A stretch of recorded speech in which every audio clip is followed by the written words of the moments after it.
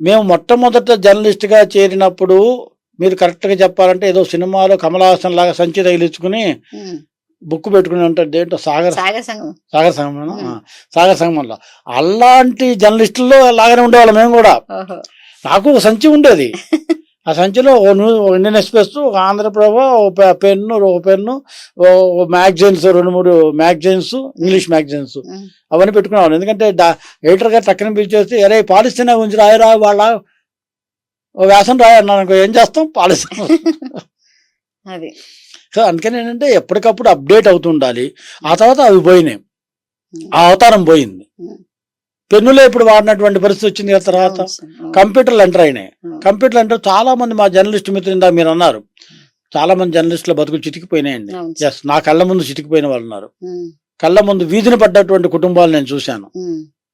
నేను అప్పటికప్పుడు ఇంకా కసి పెంచుకున్నామంటే, అంటే మనం ఈ ఫీల్డ్లో ఇవాళ కాకపోతే రేపు కాకపోతే ఎల్లుండి రాణించడంలో లేట్ అవుతుందేమో కానీ రాణించడానికి కావలసినటువంటి ప్రాథమిక సౌకర్యాన్ని మాత్రం, ప్రాథమికమైనటువంటి ఆ పరిస్థితుల్ని మాత్రం మనం చేజిక్కించుకోవాలి, వంట పట్టించుకోవాలి.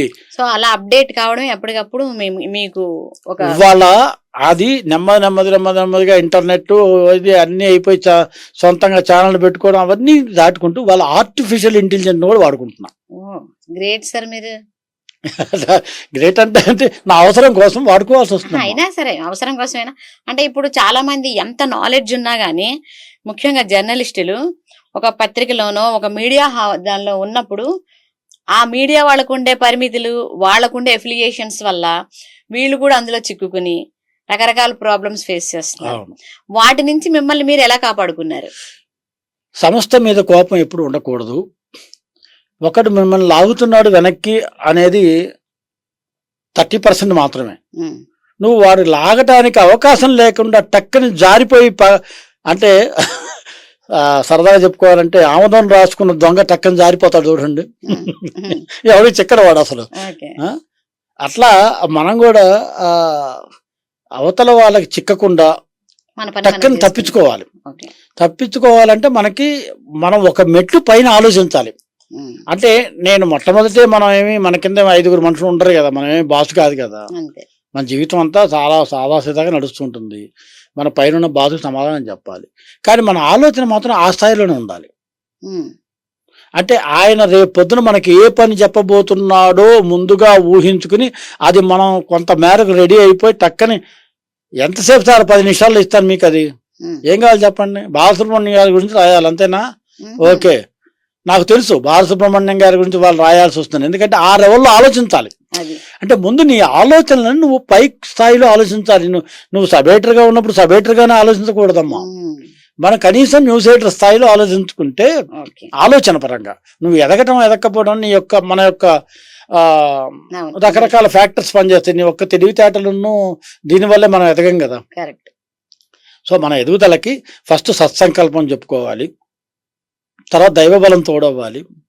ఈ 2 = విజయం. ఇందులో ఏది ఎక్కడ తేడా వచ్చినా పోతుంది మనకి. సో మీరు అలా ప్రభలో ఎన్ని ఇయర్స్ చేశారు సార్? ప్రభలో దాదాపు 23-24 ఇయర్స్ పనిచేశాను కంటిన్యూస్ గా. గవర్నమెంట్ ఉద్యోగంలాగే గవర్నమెంట్ ఉద్యోగంలా వెళ్ళిపోయింది నాకు, అంతా సాఫీగా వెళ్ళిపోయింది. అందులో కూడా ఎక్కువ దాదాపు 19 సంవత్సరాలు అనుకుంటా, 19-20 సంవత్సరాలు ఒక్క విజయవాడలోనే సత్యనారాయణపురంలోనే ఉంటూ చక్కగా పూర్ణానందపేటలో ఆఫీసు, సైకిళ్ళ మీద వెళ్తూ హాయిగా ఫిజికల్ ఎక్సర్సైజ్ లాగా అనుకుని మేము మా ఫ్రెండ్స్ అంతా విజయవాడలో చేశారా సార్? బాగుంది. విజయవాడ కబుర్లు కొని చెప్పండి అయితే. విజయవాడ కబుర్లు అంటే ఒకటి సత్యనారాయణపురం అంటే నాకు మా ఆవిడ పేరు శ్రీదేవి అండి. మీరు ఒకసారి పరిచయం చేయొచ్చు ప్రేక్షకులకు తప్పకుండా. వాళ్ళది ఏంటంటే ఆవిడ నాకు ఇస్తున్నటువంటి సపోర్టు అంతా ఇంత కాదు జీవితం మొత్తం. వాళ్ళు నేను ముందు ఇట్లా కూర్చున్నానంటే కూడా నేను ఒక్కడిని రాలేనటువంటి పరిస్థితి. ఏమైనా మా ఆరోగ్యం అయిందా రాకపోవడానికి, ఊరికే ఎట్టా చెప్తాడు అనుకోవచ్చు వాళ్ళు. కారణం ఏంటంటే నాకు బైపాస్ అయింది, ఓపెన్ హార్ట్ సర్జరీ అయింది. అప్పటి నుంచి నాకు రకరకాల ఇబ్బందులు ఉన్నాయి నాకు. నేను కార్ డ్రైవ్ చేసుకుని వస్తానంటే మీరు కార్లో వెళ్ళొద్దు, క్యాబ్లో వెళ్ళండి అంటుంది మా ఆవిడ. లేదు అంటే నేను వస్తానంటుంది. సరే నువ్వు వస్తానంటే రా అని చెప్పేసి నేను కార్ తీసుకుని వస్తాను. ఆమె పక్కన లేదు అసలు ఏ పని చేసేటువంటి పరిస్థితి ప్రస్తుతం లేదు నాకు. నేను వాళ్ళ ఏది రాసినా నా అక్షరము, నా ప్లాను, నా విజయం అన్నిట్లో కూడా మొత్తం ఆమె ఉండాల్సిందే మొదటి నుంచి కూడా. ఎందుకంటే నేను అర్ధరాత్రి పూట 3 దాకా నేను దేశ దిమ్మర్లాగా రాత్రి దిమ్మర్లాగా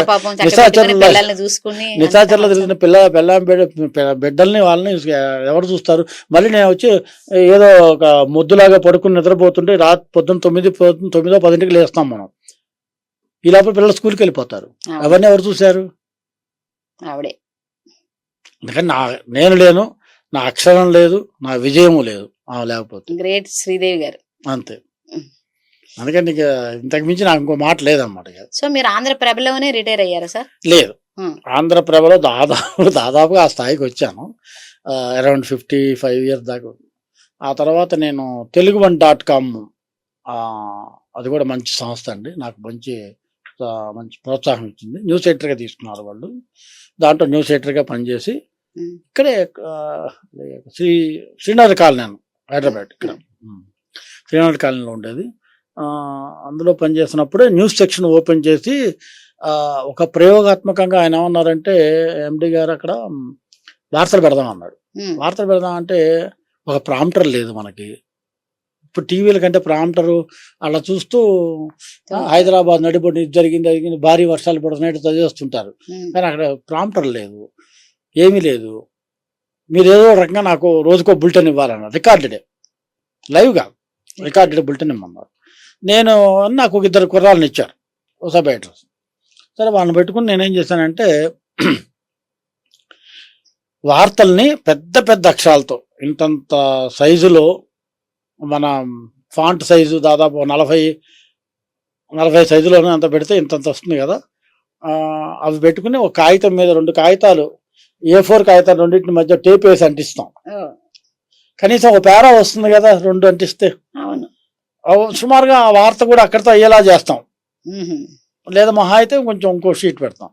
ఇది ఇలా పెట్టేసి ఎదురుగుండా కెమెరాకి వెనక ఒకళ్ళు ఇలా పట్టుకుని ఉంచుంటే వాళ్ళు చదువుతారు, కంటి చూపు కూడా అటు ఇటు పోకుండా. చదివిన తర్వాత కట్ అంటాం, ఇంకా కొంచెం ఎడిషనల్ కావాలంటే తీసుకుంటాం ఇంకో షీట్. అలా వార్తల బుల్లెట్ చేసిన తర్వాత యాంకర్ని పిలిచి యాంకర్ని పెట్టుకుని వాళ్ళ చేత చదివించిన తర్వాత అది మొత్తాన్ని తీసుకెళ్ళిపోయి ఎక్కడెక్కడ క్లిప్పింగ్స్ పెట్టాలి కదా, మళ్ళీ వీడియో న్యూస్ క్లిప్పింగ్స్ సపోర్టెడ్గా అవి పెట్టుకుని వీడియో ఎడిటింగ్ టీం వాళ్ళు తయారు చేసి ప్రతిరోజు నిర్దిష్ట సమయానికి అది వచ్చేలా చేయటం అనేది మన గొప్ప విషయం. అంటే ఒకరోజేమో రాత్రి 10ంటికి ఎక్కువ ఎన్ఆర్ఐలు చూసేవాళ్ళు అప్పుడు ఆ బులెటిన్. అప్పట్లో ఇవన్నీ లేవు కదా, వాళ్ళకి టీవీ 9 అవన్నీ చూసే అవకాశాలు లేవు, ఎక్కువ లేవు. ఉన్నాయేమో కానీ పెద్దగా ఎక్కువ అయితే లేవు నాకు తెలిసి, ఇంక తెలుగులో అసలు లేవు. మరి అలాంటప్పుడు అమెరికాలో ఉన్న వాళ్ళకైనా రాత్రి 10ంటికో 11ంటికో దాన్ని అప్లోడ్ చేసి పెట్టామనుకో టైము, ప్రతిరోజు కూడా 11ంటికి telugu1.comలో ఒక తెలుగు న్యూస్ బులెటిన్ వస్తుంది, ఖచ్చితంగా వస్తుంది అనేటువంటి మార్క్ని మనం క్రియేట్ చేయగలిగామండి. అది. సో దీంతో ఏమైందంటే నాకు ఒక బీజం పడింది చూసారా, భవిష్యత్తులో నా కెరీర్లోకి ఇంకొక ఫెదర్ యాడ్ అయింది. ఆ ఫెదర్ని పట్టుకుని నేనేం చేశానంటే TV5కి అక్కడ నేను డిస్కషన్ కోసం వెళ్ళాను. నేను అసలు జస్ట్ డిస్కషన్ కోసం వెళ్తే రమేష్ కందులు గారును మన కొమ్మినేని గారు వాళ్ళంతా ఉండేవాళ్ళు అక్కడ. అప్పుడు రమేష్ కందులు గారు నన్ను తీసుకున్నారు అన్నమాట.